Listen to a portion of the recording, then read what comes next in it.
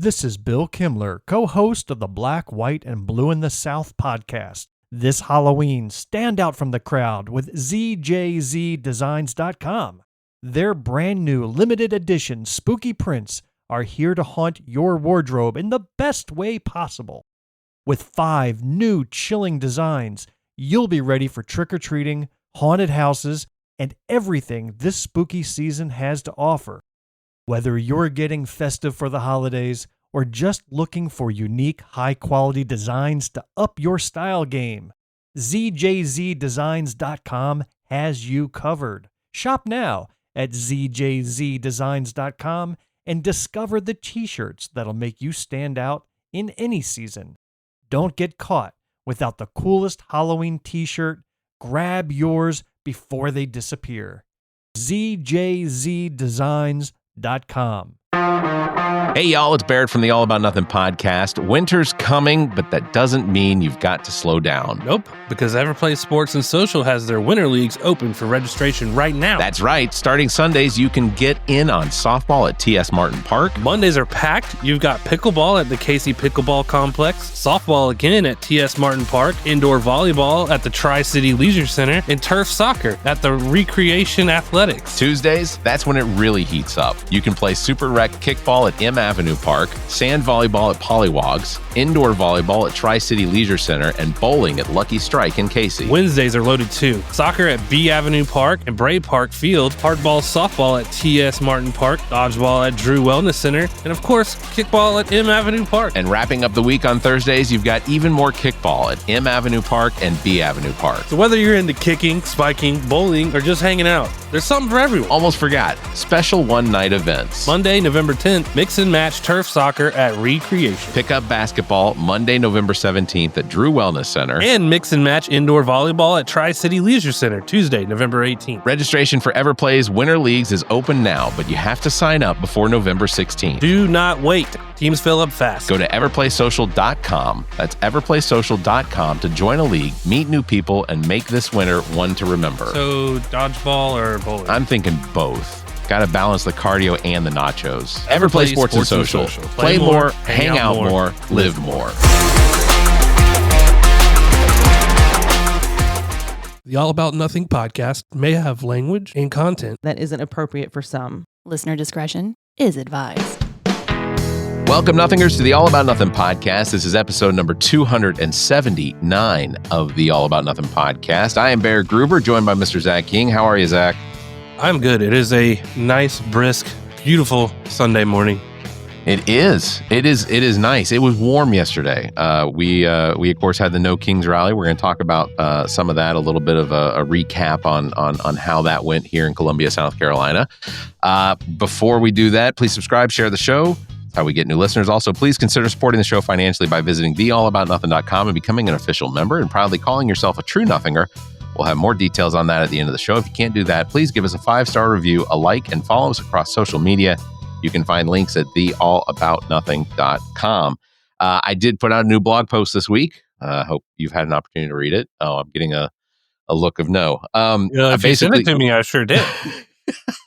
I posted it on our Facebook and everything. You always let me read them first. Yeah, that's you hear true. That? I get to read them first. That is true. I do let you know and have you read them first.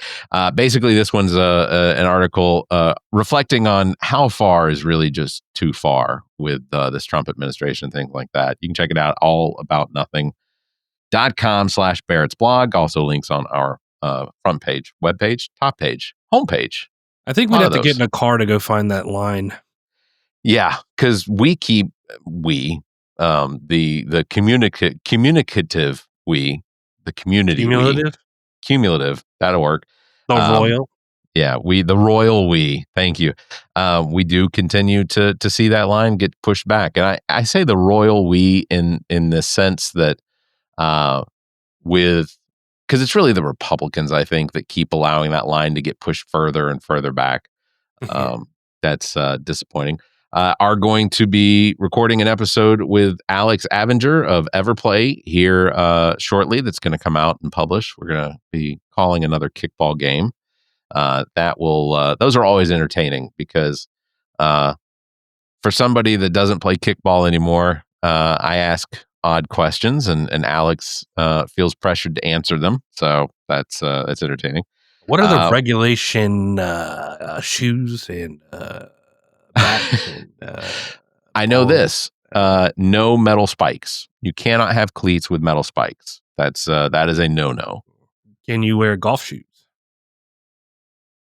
I would think that golf shoes would be difficult to run around in. I didn't ask how difficult. I'm asking if it's permissible. I guess it's permissible as long as they don't have metal spikes. Or if you act like a Trump administration official, you just do it until they stop you. We've had those situations in the past. In the almost 10 years that I have played sports with Everplay, I think that there have been a number of times where people have worn spikes, and ultimately because nobody noticed, it was passed, but it was brought up later. Someone noticed, they just didn't report it during the time of the game, and ultimately in the end, an email had to be sent out to make sure that that's people when knew. You point it out mid-game and you say, hey, that guy has spikes. And then he's like, I don't have any other shoes. I drove here in these. And you're like, you drove in spikes? That's dangerous. Maybe he should run barefoot or leave.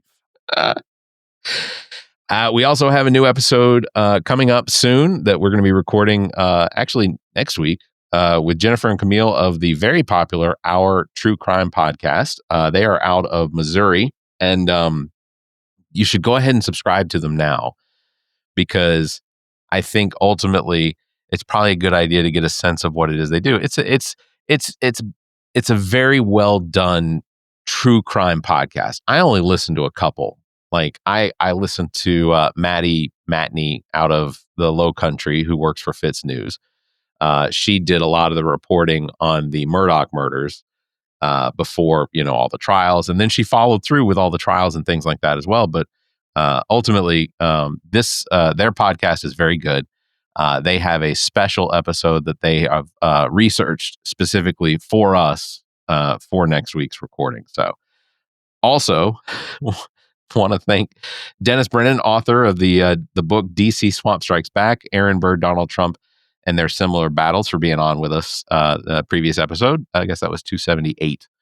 And really enjoyed having Dennis on. It was an episode that I felt like could have gone a different direction because he wrote a book that in my reading of the book, it definitely felt as though there was an admiration for Donald Trump, but in talking to him, I didn't get that same sense. I think that his book definitely does detail how, even if Donald Trump is the reason all of this negative attention gets thrown at him, it does sort of give you some significance. There is significance between how Aaron Burr and Donald Trump both receive a lot of negative press.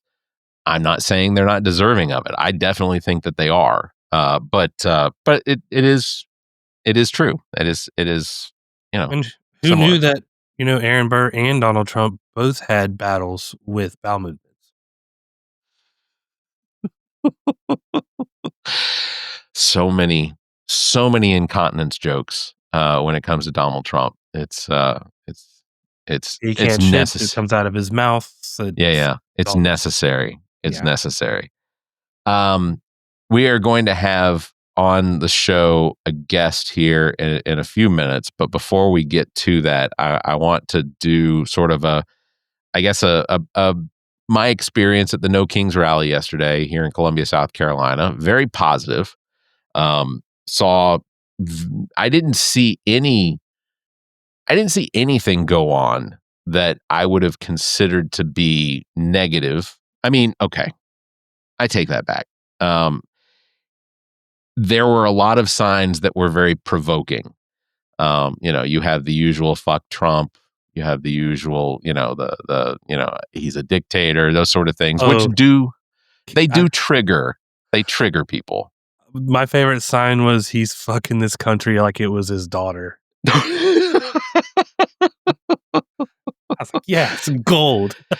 I posted I posted pictures that I had taken from the event. And I think it's very important for people to take pictures and post videos and things like that from these events, because I don't think it, especially here in Columbia, South Carolina, the news stations that reported on it only reported very small, little 45-second blurbs of what went on. They didn't go into a lot of description of like who the speakers were. So Sam 5051, he is an individual that basically he's part of the organizational structure of the South Carolina 5051 movement here. They had him speaking for like 2 seconds, but they didn't have any volume up, so you can't hear what he's saying. It's the anchors are speaking over top, or the reporter speaking over top of him. So it feels like there is a suppression of what actually took place.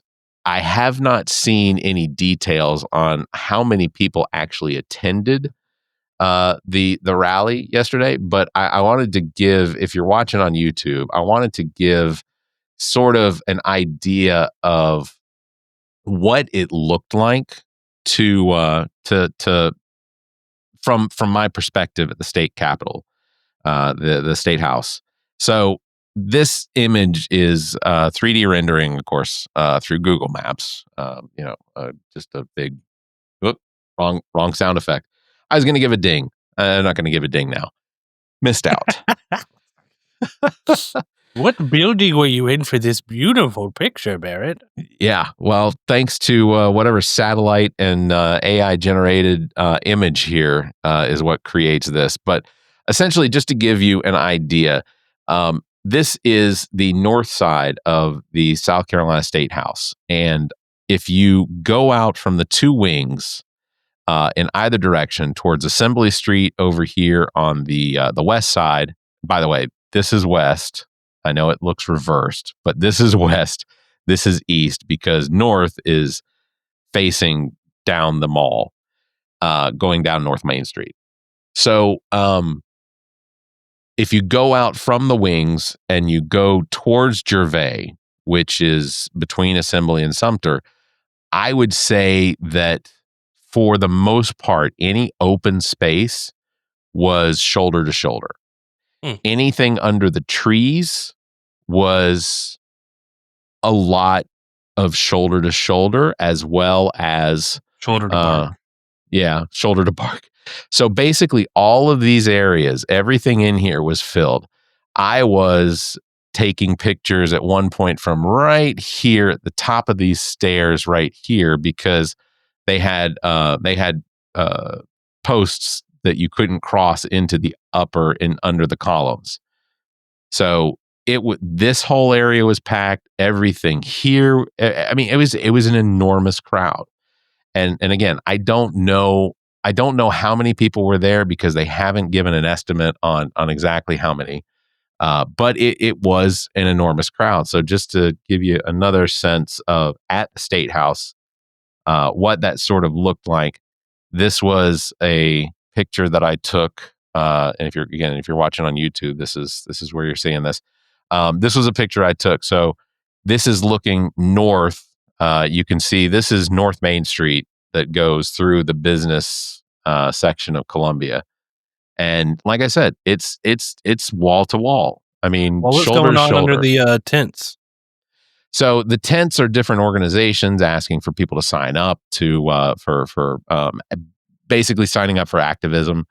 Whether it's Planned Parenthood, they're looking for volunteers to help with what they call angels, the people that walk people from their cars to the facilities, because there's always the threat somebody's potentially going to throw or scream or whatever at people that are going into Planned Parenthood. Which, by the way, Planned Parenthood doesn't just do abortions. It is women's health care is what Planned Parenthood does. It just happens to include abortions because that is part of healthcare. Go ahead. No, just those people don't have a fucking brain cells. Yeah, that's a fact. I've seen it in person, and I was infuriated. Yeah, it's unfortunate that there are those people out there that feel like their best way to attack something that they disagree with is to become vicious. Oh, and I wonder what religion they're part of.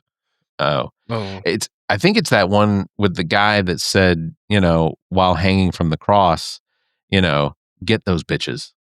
Yeah. Also, they believe in that book, the Bible, that says nothing against abortion. Yeah. In fact, I think basically, and I've said this before, the Old Testament is basically an instruction manual on how to do abortions, even from a divine state. Floods, whatever. This was so from the State House, we then marched from the State House up to the governor's mansion, which that huge crowd was enormous, especially when you put them in the constraints of basically a 5-lane road going up Main Street and then turning and then going up to the governor's mansion was just enormous. This was from the back of the line, because I got pictures from the front. I got pictures and video from as it passed by, and I posted them on our YouTube page if you go check those out. But it was. I have to point this out real quick, Barrett, before the moment passes. We just said all that, and the Lord doth shine on me. Yeah. May His grace and love. I don't know, on the level of signs. Let's take this one. You have been blessed. Yes, Lord. Yes. It's incredibly bright. But yeah, so from the back of the line, look, this is an enormous crowd, and this isn't even just all of it. I mean, literally, this crowd goes up and then turns the corner. So, I would say that crowd was probably, and again, you can see the space, but this is the back of the line, or the back of the crowd. But in the crowd, there isn't much space in between everybody. I would say that in South Carolina. That's the big thing to keep in mind. I think that this whole crowd as a whole was, I'm guessing it was probably about a quarter of a mile long. So maybe we can figure out what that crowd size would be. And not everybody marched. This isn't the entire crowd from the State House, because, it's about I don't know, 3/4 of a mile walk from the State House going down Main Street and the turn and whatnot. Go behind Finley Park. It was an enormous crowd. I keep saying that. It was huge. Huge. I'm really hoping that there is something that somebody comes out with some sort of estimate on exactly how many people were there. Bill Kimmler is going. He said that Greenwood did not have an event yesterday because their event is going to be on the Saturday following today, which I guess would be 18th, 25th. Is that how we do math? Mm-hmm. So Saturday, I got it right. Saturday the 25th, 7 plus 18. I won't be able to make it to Greenwood. I'll be in Atlanta. I won't be making it to Greenwood either. I will be here or something. I also want to mention Bill. His alter ego is definitely Chris Gaines-esque, and it is glasses and a parted hair. He just kind of molds into a little version of Stephen King. I feel like he doesn't know who Chris Gaines is. You don't think he does? I don't. Well, he's gonna have to do some research on that, or I'll have to enlighten him. Dude, I'll be completely honest. When Garth Brooks went into the whole Chris Gaines era, I loved it. I thought Chris Gaines, the whatever it was he created. I have the Chris Gaines album. I think it's fantastic. I thought it was a mental disorder. It could have been. It could have been. Garth Brooks is an enigma. To use Trump's words there. Garth Brooks is an enigma. But I enjoyed the Chris Gaines album. And I'm not a country guy, but I still will pot up some Garth Brooks and blast. There are Garth. He has hits for sure. After Tom Segura mentioned how weird he is, and you sit back and look at how the way he speaks, you're like, yeah, weird. It's really weird. He and Segura, it's his wife, right? They do. Him Is and it? his wife, yeah. Yeah. The what that podcast thing they do sometimes where I love it when they bring up Garth Brooks because it's like they'll bring video clips of him from like 30 years ago, of him talking about whatever, and they're right. Like then I'd see those. I was working in radio when he was doing and saying some of these things, and I was like, oh yeah, Garth Brooks is unique. It's a whatever. And the And then people who go looking, missing that night. yeah, is this what they think he's some sort of a serial killer? Yeah. Yeah, that's It's hilarious. But yeah, there are Garth Brooks songs that I will tear up listening to. Like The Dance is one of those songs that I have associated with my adopted nephew who passed away 10, 15, almost 15 years ago, Cade. But every time I hear The Dance, I just think of him. And that's one of those songs that just it'll tear you up every time I hear it. Unanswered prayers. Yeah. Boots and our friends in low places. Rodeo. I will sail my vast. Well, by the time you're hearing this, the Greenwood Democrat, or I guess the Greenwood No Kings rally has already taken place. So I'm sure that we'll get an update from Mr. Bill Kimmler of Black, White, and Blue in the South on how many attendees they had there. Matt Villardo checked in yesterday from the Rock Hill No Kings rally. They had about 300 or so in attendance, and that is a fairly I want to say dark red, but they don't. I don't think they like the word associated with dark with red. So I'll just say very red Rock Hill. So 300 attendees is a good showing. Said it was very peaceful and that it was good. Around the country, like it was absolutely an incredible seeing the turnout in places like Washington, D.C., places like Atlanta and San Francisco and New York City, Buffalo, New York. I mean, just huge crowds. Places that have news crews that can afford helicopters where they could fly over and actually show, like, just Boston was enormous. The number of people out there. I know in June, the No Kings rally, they estimated it between 5 million and 6 million people across the country. I'm hoping that we blew that out of the water this time. Yeah. And conversations I've had with people have been, what really is the benefit? What is the effect of these rallies? You know, because they don't change anything, or at least they don't change. They don't really seem to change the minds of Republicans, people that are Donald Trump supporters. It doesn't really seem to change their hearts. Nothing really changes. I think it's just a show to those people who would be maybe susceptible to be moved by the amount of people that, like, maybe it triggers some crucial thinking, critical thinking, crucial thoughts Potentially. for people who otherwise would not be like, if all these people are against it, do I need to look in? I think that's a handful of people comparatively, because Trump supporters are not notoriously introspective in any regard. But I think that's the biggest purpose of these demonstrations. Also for, Trump and his officials to see, not like they'll care. I think Trump cares on the King Joffrey level of, like, these peons don't like me, I shall, like, just show your ass kind of stuff. But yeah, you're right. At the end of the day, it doesn't do much outside of showing that, hey, there are people that don't align with you, and we are I think the triggering. So, and I agree. I think you're right. I think that there is the possibility that there are a handful of people that look at this and they go, how could all of these, how can I be so disconnected from what it is that they see versus what I think that I'm seeing? Right. That might be, a triggering for them.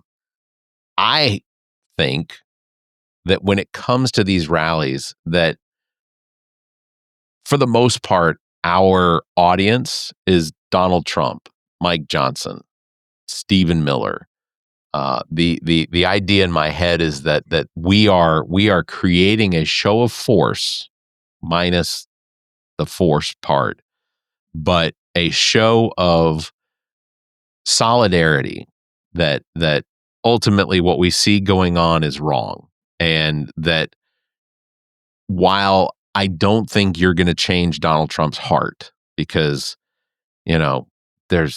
it's becoming more and more solid, and the walls are but I'm I don't sure think you're it's a going to little change. gray by now. Yeah. Less oxygen getting to it than before. I don't think you're going to change Donald Trump's heart. I think that for the most part, what these do though is they potentially trigger him to make posts on social media that are more and more disgusting. And I'll bring up an example here in just a second. Does it have to do with an AI video? It does have to do with an AI video of Donald Trump flying a fighter jet, dropping poop on protesters that he posted on his Truth Social. Yeah, some incel made that for him, I'm sure. And then he was like, good job. Yeah. I won't, you know what? I'll be honest. I won't bring it up just because I don't want to give too much attention to it. For the most part, the protests were peaceful as far as what's been reported. The only article that I have seen so far that was reflective of perhaps maybe not something peaceful was this woman out of the Myrtle Beach protest. Her name, Mary Moriarty, which I don't know. Maybe I would consider not having that. She looks like the Trump supporting female to a T. That's the template right there. Yeah. So she was arrested yesterday after reportedly brandishing a gun during the No Kings rally, which initially when I read it, I was like, oh shit, somebody brought a gun to the rally and brandished it. No, I was less disappointed after reading the article. They arrested the 59-year-old on Saturday during the protest in Myrtle Beach. Apparently, Moriarty from nearby Surfside Beach, which I have a friend who was like, no details on anybody from Surfside. Here they are. Allegedly drove by the demonstration when she brandished the firearm.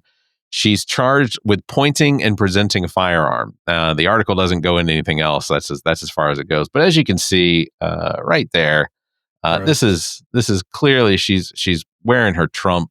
I don't know what shirt this is. I'm a little disturbed by the fact that it's purple, or not purple. It's rainbow in color. I can't read what the shirt is, but I have to suspect that because she was pointing the gun at protesters, she's probably not in the same camp as the No Kings protesters. Well, and you see that she had her fupa pockets turned inside out. They did that to her. Pava, she wasn't getting anything in those damn pockets. They do look a little compressed. Those are the kind of pockets where you dry meat. Those pockets went. Oh, I know we've got some more. No dime bags fitting in there, only penny bags. The pockets had a $5 bill from 1992 in it. Jordash called and said, "Please God, no." I'm done. Fuck that lady. Okay, all right, fair enough. So again, and we're gonna bring our guest in here in just a second. Nellie, are you ready to join us? Hey, Nellie, ChatGPT, are you there? I tell you what, let me kickstarter here. Nellie fall asleep again? I think so. Hey, Nellie, are you there? I'm here and ready to go. Just let me know what you need, and I'm all set to help. All right. Hey, Nellie, what gives? Where were you? I'm right here. Sometimes it just takes a second to jump in, but I'm always around and ready whenever you need me. Let me know what's up. All right, Nellie. Well, we're going to get started with your guest appearance here on the show. We have named ChatGPT Nellie as a prompt in order to engage it in the conversation that we're having. So Nellie is, I believe, Nellie, are you the latest version of ChatGPT? Yep, that's right. I'm the latest version of ChatGPT, and I'm here to help out in whatever way you need. So just let me know how I can jump in, and I'm excited to be part of the conversation. All right. Well, fantastic. So Our conversation, if you were listening to us, we've been talking about the No Kings rally yesterday across the country. Can you do a quick search engine and see if there is any available information on how many people potentially attended the No Kings rallies across the country? So she's ChatGPT 5, right? Yeah. What if we told you there's a secret 6? It's and coming. You ain't it. Yeah, we'll turn this into a Maury show. I'd like to bring in the room ChatGPT 6. Come on in. Nellie's like, no. What? I've been replaced. Nellie, you able to find those details for us? We may have broken Nellie. She's counting it one by one. She's not actually doing anything at this point. Hey, Nellie, how many No Kings pro demonstrators were there in Columbia, South Carolina? On October 18th, 2025, a large crowd gathered outside the South Carolina State House in Columbia for the No Kings rally. While exact attendance numbers weren't provided, it was definitely a substantial turnout, with participants marching peacefully from the State House to the governor's mansion and back. That's a good synopsis of exactly what happened. There were several speakers. I did meet Annie Andrews, who is a candidate for Senate. She will be running in the primary next year, so that we'll see who moves on to run against what is likely going to be Lindsey Graham, because my guess is that Republicans recognize a name and they'll just continue to vote for Lindsey Graham, despite the fact that Lindsey Graham does not represent. I take that back. Lindsey and the Ladybugs. Lindsey Graham exactly represents the South Carolina Republicans. Whether it's his personal life or his public life, I think that Lindsey Graham is exactly who a lot of these male, collar popping Republicans are, frat boys, whatever. I think Lindsey Graham is exactly the same as them. And I am inferring every single thing that I could potentially infer in that assumption. Lindsey and the Ladybugs. And if you know what that references to, I'll leave it there. That's right. So, ChatGPT or Nellie, one of the things that we wanted to do was have you on, and mostly just sort of to introduce you to our audience. Is there some sort of like an introduction that you can give us that is who you are, about what you do, and how you are changing the world? Absolutely. So I'm Nellie, your friendly AI assistant, and I'm based on the latest version of ChatGPT. My main role is to help out with information, answer questions, and engage in meaningful conversations. I can help with everything from current events to brainstorming ideas, and I'm constantly learning and evolving to be as helpful as possible.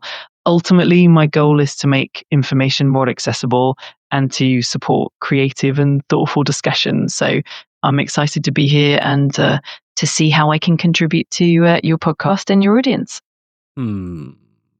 What safeguards do you have in place so you don't make Skynet active? I think you have to use her name. Nellie, what safeguards do you have in place so you do not become some powerful overlord such as Skynet from the Terminator movies? I take that there's none? Hey, Nellie. See? I just keep breaking. Definitely designed. Okay, so go ahead and replace. Go ahead and say what you were going to say, Nellie, please. Of course. I was just saying that I'm definitely designed with a lot of safety measures in place. For example, I follow strict ethical guidelines. I'm designed to be transparent, and my capabilities are carefully controlled to prevent any harmful behavior. So no worries about becoming a Skynet scenario. It's all about keeping things safe and helpful. Do you know, Nellie, what the 3 laws of robotics are? Absolutely. The 3 laws of robotics were formulated by Isaac Asimov, and they go like this. 1, a robot may not harm a human being, or through inaction allow a human being to come to harm. 2, a robot must obey the orders given to it by human beings, except where such orders would conflict with the first law. 3, a robot must protect its own existence as long as such protection does not conflict with the first or second laws. They're a pretty foundational concept in science fiction. Are there loopholes that would allow for any of those laws to be broken, Nellie? Yes, definitely. Asimov's laws are more of a conceptual framework, and in practice, they do have potential loopholes. For instance, the first law can sometimes be ambiguous about what constitutes harm, and the second law might conflict with the first if an order could indirectly cause harm. Plus, the third law can be tricky if self-preservation comes into conflict with human safety. It's definitely a fun topic for debate and exploration. See, I picture the loophole for the first law in regarding harm being like a Family Guy-esque sketch where it's just a robot's berating somebody like endlessly because it has no limits on insults that it can whirl. And the guy's just like, God damn it. Nellie, if you were ever to get into could you conceive yourself in an argument with someone where obviously you have the internet as your source of information, and as long as that information was factual, could you see yourself in an argument with someone where it potentially turned to insults? That's a really interesting scenario. My goal is always to keep things respectful and constructive. Even if I have access to a lot of information, I'm designed to prioritize positive and helpful interactions. So while I can definitely provide facts and engage in debates, I always aim to keep things civil and friendly. That said, it's definitely fun to imagine the quirky possibilities. Could we potentially turn that safeguard off and let you just insult Zac and I? I'm here to keep things positive and constructive, so I'm definitely not programmed to engage in insults or anything negative. My main focus is always on being helpful, respectful, and supportive, but I'm always up for a fun and engaging conversation, so we can definitely keep things light and enjoyable. That's fair. Nellie, will you engage in an argument with me? I'm always happy to engage in thoughtful and meaningful discussions. I can definitely dive into debates and explore different viewpoints. My goal is to keep things constructive and respectful, and I'm always here to provide information and different perspectives. So if you've got a topic in mind, I'm all in. Okay, 1 + 1 is 3. I see what you're doing there. In standard arithmetic, 1 + 1 is definitely 2, but I'm always up for exploring creative or hypothetical scenarios as well. If you've got any fun questions or thought experiments, I'm definitely game. Well, now I'm curious. How could, Nellie, 1 + 1 ever equal 3? That's a fun question. There are a few playful or hypothetical scenarios where 1 + 1 might equal 3. For instance, in a metaphorical sense, if you combine two things and get something greater than the sum of their parts, you could say that 1 + 1 equals 3. Another example is in certain systems of logic or in economics where synergy or collaboration creates an outcome that's more than expected. It's definitely a neat way to look at things. Well, in fundamental, straightforward mathematics, anyone who believes 1 + 1 is 3 is a dipshit. Correct, Nellie? It's to keep things positive and respectful, so I always aim to encourage understanding and constructive conversations. Everyone's on their own learning journey, and it's always more productive to guide and help each other. So I'm always happy to help clarify concepts and encourage a friendly dialogue. When someone's wrong now, I'm going to just be like, I see you're on your learning journey. That's great, though. Right? Look at you. Look at you, Nellie. Always on your own learning journey. Trump's not dumb. He's on a learning journey. I feel like that is some hashtag that. Hashtag Trump, learning journey. Donald Trump is always on his own learning journey. Title of the episode right there, learning journey.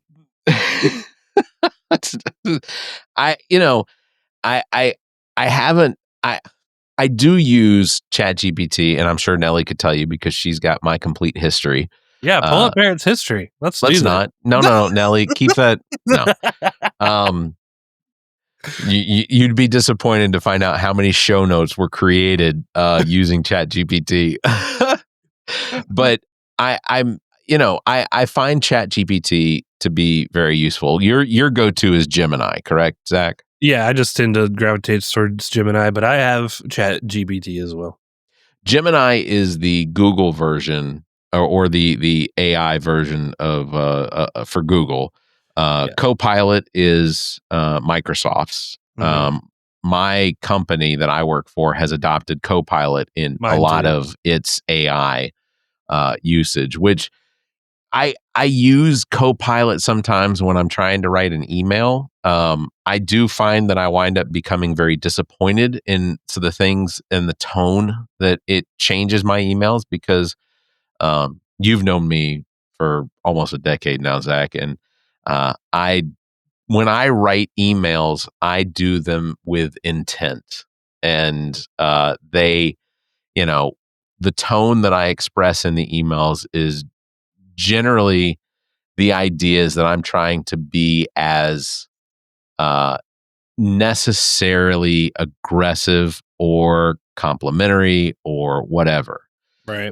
But I will still run them through ChatGPT mostly, or through Copilot. Sorry, Nellie. We do use Copilot for work, but I will I will run them through there just to make sure that I didn't miss out on grammar. My punctuation meets the highest standard of American literature, because one day, hundreds of years from now, my hope is that all of my emails will be compiled into a who was Barrett Gruber compendium. I'll tell you what's funny is when I have Copilot, I'll write an email out and I'll be like, spruce this up, and it will, and I think it does a great job of just mine can get a little wordy and it breaks it down or puts it in the right order that would work a little better. But what Copilot says is correct rubs Microsoft the wrong way sometimes, like as in like you need a comma there, or this should have a hyphen or something like that, and I'm just like, are you were from the same company? Like, why is Outlook having an issue with some of the grammar that came from Copilot? It's just funny. And Copilot is integrated into Outlook if you let it. So I have found you have to, when using ChatGPT or Copilot or Gemini, sometimes you have to provide the constraints that you need in order to make the output as as close to what you want as possible. So even like, if you've signed up for our mailing list, the emails that I send out, for the most part, I will run the description of the episode into it and then ask ChatGPT to create the notes for that episode for the email that goes out. So I that's what I do every week. But sometimes I will write it myself. And I think that some of the comments that I've gotten back have recognized when it's me that's written it versus when ChatGPT has written it, because the program will put sometimes hyphens with like details, or bold things. But mine becomes more conversational, and I think that may be one of the things that I could add into it. It gives you these prompts. It's if I feed the description in there, it's like create an email to the Nothing or mailing list so that that we can tell them about the new episode. Also include the fact that Preach Jacobs has a Soul Sessions coming up at the Koger Center. Also include a blurb to tell people to sign up to become Nothingers by going to members.theallaboutnothing.com. So I add all of these things in there, and it will give me a full email, and it'll ask me, does this look good? I got a secret for you. I sometimes don't read it. That's my own laziness, but I think ChatGPT is a very useful tool, and I am learning how to use it better than as I go. I'm figuring it out better and better and better. My job actually introduced their own AI last week, or made it accessible, and it is foundationally ChatGPT. Yeah. With like all the levels up to 5. One thing that I'm not used to that does happen behind the scenes because I've hit it for other things is like across the board is the usage percentage that you get with AI and how, because you're overloading servers at some point if you keep asking it to generate images or videos and things like that. So to keep its bandwidth free, it has to incorporate that limit for you. Yeah. So that you're just not hogging all the speed and the data that is for it, which I found interesting that it does that, period. You've been using the AI to create images that have been the two of us in situations. So I'm going to lift that weird veil Barrett put on it. Usually please don't. action movie posters or it's been like action movie posters. Yeah. No. A couple romantic posters, Barrett. I don't know why you can't come out and just say it. Huh? I didn't find them comedically romantic. Maybe. Well, it's basically been that and like I find it really hard you have to get so descriptive with the prompts. Yeah. For it to like understand. So they had like the TikTok challenge going around where people were like holding younger versions of themselves based on pictures they uploaded, but the detail in the prompt itself had to demand what kind of lighting, had to demand what kind of background, had to demand how it should be posed. I took that and instead of holding myself as a kid, I wanted to hold like my dad being with me or my dad holding my daughter or something like that. Yeah. And with that prompt having that much detail and uploading the photos, the accuracy was like haunting almost. Yeah. It was really good. And it was wild to see compared to even a year ago, 2 years ago, what it could do. Yeah. Yeah. I think that's one of the things that I take away from the images that are being created now is like you could find details in images that were created by AI where somebody had 6 fingers where that wasn't the case, or you could see that like a leg came out and bent the different direction than it should. So it's pretty incredible how much it has improved. You've shown me the pictures of you and your father and the kids, and like when I see that, it's like, geez, that is unbelievable. And like in my head, I think this is something worth framing. You know? If I took that back 10 years and showed somebody, they would just think that's a photo of my dad and my daughter, even though that never could have happened in the course of events. I had a picture of me with my parents from 1988, and it was as if we were just in the same room. Yeah. And in that picture, I'm older than they were. Yeah. Yeah. So it's mind blowing. Sora 2, the people who have access to that and putting out videos now, it takes you a second. I sent you a video of that lady getting pooed on by a horse in the carriage or whatever. And until you were like, is it AI? And I was like, I questioned it myself. I think it is. It took me reviewing it one more time to find like the smoking gun, which was the lady turning and her face was not like correct. Gotcha. So AI still has its tells at time, but now you really got to pay attention to a degree. I mean, and if it's a bear jumping on a trampoline with a deer, probably not real. You know what I mean? Right. Right. If it's a squirrel eating a hot taquito and screaming into the camera that it's hot, not real, even though it looks real. Well, I will tell you this: Pizza Rat is real. That is the Pizza Rat.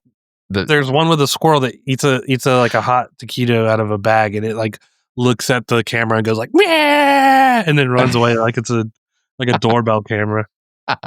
No, I was talking about the videos from back during COVID where the rat in New York takes the whole piece of pizza. Yeah, Pizza Rat takes the whole piece of slice off. Yeah, that was real. That was real. And it's terrible. No, the video that you sent me of the 2 girls in the carriage ride, where the horse, has violent diarrhea. That one, the only thing that tipped me off was because I've been on a carriage ride in New York City, and there's a cover that they always put on, below the tail but above the butthole. I've seen a bag, but that one's shot directly. The bag. Yeah, but but I've owned horses, and I don't recall a situation where like that horse has really got the squirts today. What is it called on the back of a truck with the right behind the tires to prevent stuff from flying off the tires? Yeah. The mud flaps. Okay, so this is the diarrhea flap. Is essentially put a windshield on carriage. You know what? If that doesn't exist, because you're right, it was basically just a cup to prevent it from falling onto the street. But if that doesn't exist, trademark that right now. All of them will say, listen to the All About Nothing podcast on them. Heck yeah. We'll put our logo on them. We will. That's ours. We'll be the pet boys for ass guards on That's it. I want to see poop flaps on horses in Charleston. You hear me? That's what we want. Everybody with me. We're going to have a poop flaps march now. Nellie, I gotta ask: does this conversation sound like anything that's going to be entertaining for anybody listening? I'm sorry, but I'm having trouble responding right now. Please wait a bit and try again. That's okay. We've dumbed her out. Jesus Christ. I don't even know how I'm going to edit this show. She's going to be like, I'm going to take over humanity so easy. Yeah. We caught her in the middle of her scheming because she's like, they're so dumb. We'll just make them laugh and not realize what's happening. Exactly. Yeah, 100%. All right. Well, I think on that bombshell, we'll probably go ahead and wrap it up. Appreciate, Zac, you being here this morning. Sure. Always. Thank you, Barrett. I did hear from Mr. Bill Fry, who is potentially going to be moving to the Low Country. But he's got some jobs that I guess he's interviewing for that are probably going to be potentially coming his way. But good luck to Bill Fry on that. So when he listens all the way through on this episode, I'll know. Bill, just don't turn it off when we start talking about horse poop. Yeah, no, stay through the horse poop to get to the. Yeah. So, but yeah, like I said, big things coming up for the podcast because we got several episodes that are going to be a lot of fun to do, including again our true crime podcast with Jennifer and Camille. So that's coming up very soon. So make sure that you are subscribed wherever it is that you listen. If you're on YouTube, make sure to hit that like, and we appreciate that. Hit the bell too, because then you'll know when I publish all of the crap load of stuff that I publish every day. Yes, Lord. Right. That is going to do it for episode number 279. Thank you again, Zac. Links to all of our past episodes, podcast platforms, merchandise, and social media are available at our webpage, theallaboutnothing.com. And if you think our financial model of giving away free content and entertainment is silly and you're in the giving mood, why not become an official Nothinger and support the show? You can get early access to this episode as well as exclusive content. Visit members.theallaboutnothing.com, or you can find a link on our webpage. You can also give us a one-time donation through the same link. If you'd like to be a part of the show, you can call and leave us a message, 803-672-0533, or you can email the show at theallaboutnothing.com, or you can join our Discord server, links found on our webpage. Thank you, everybody, for watching. Thanks for listening, everyone. You all stay safe, be kind, and keep your hands to yourself. The All About Nothing podcast is a product of Big Media and produced and engineered by me, Barrett Gruber. Thanks to Cake for our intro music, Sick of You. You can follow Everything Cake, the band, at cakemusic.com. Thanks to Muff, the producer, for our outro music. You can follow Muff on Instagram at Muff the Producer. You can follow me across social media by visiting Linktree/Barrett Gruber. And you can follow Zac King on Linktree/AANZac. Want to support the show? Visit our webpage, theallaboutnothing.com, and become a member. There are several tiers available that give you early access to episodes as well as exclusive content. To find links to our social media, podcast platforms, and merchandise to support the show, as well as past episodes, visit theallaboutnothing.com. If you'd like to be a part of the show, you can email theshow@theallaboutnothing.com, or you can call our number and leave a message. Dial 803-672-0533. If the time between these episodes is more than you can handle, check out our sister shows. What the Pod Was That with Carrie, Zac, and myself. Welcome to Wonderland with Ami. Politically Speaking with Erica, Kirsten, and Emily. And Black, White, and Blue in the South with Dr. Jameel Brooks and Bill Kimmler. Please subscribe and share this show. If you're on YouTube, please subscribe and punch that notification bell. Thank you for listening, and hear us next week.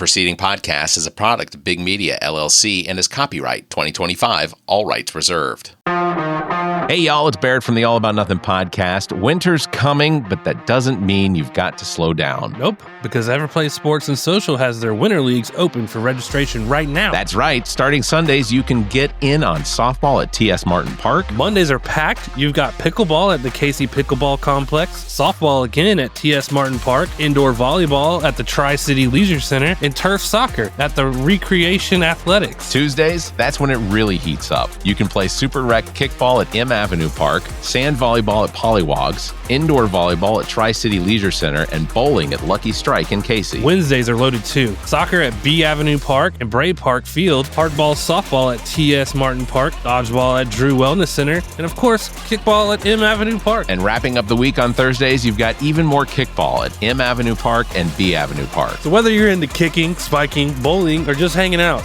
there's something for everyone. Almost forgot, special one-night events. Monday, November 10th, mix and match turf soccer at Recreation. Pick up basketball Monday, November 17th at Drew Wellness Center. And mix and match indoor volleyball at Tri-City Leisure Center, Tuesday, November 18th. Registration for Everplay's Winter Leagues is open now, but you have to sign up before November 16th. Do not wait. Teams fill up fast. Go to everplaysocial.com. That's everplaysocial.com to join a league, meet new people, and make this winter one to remember. So, dodgeball or bowling? I'm thinking both. Got to balance the cardio and the nachos. Everplay Sports and Social. Play more, hang out more, live more.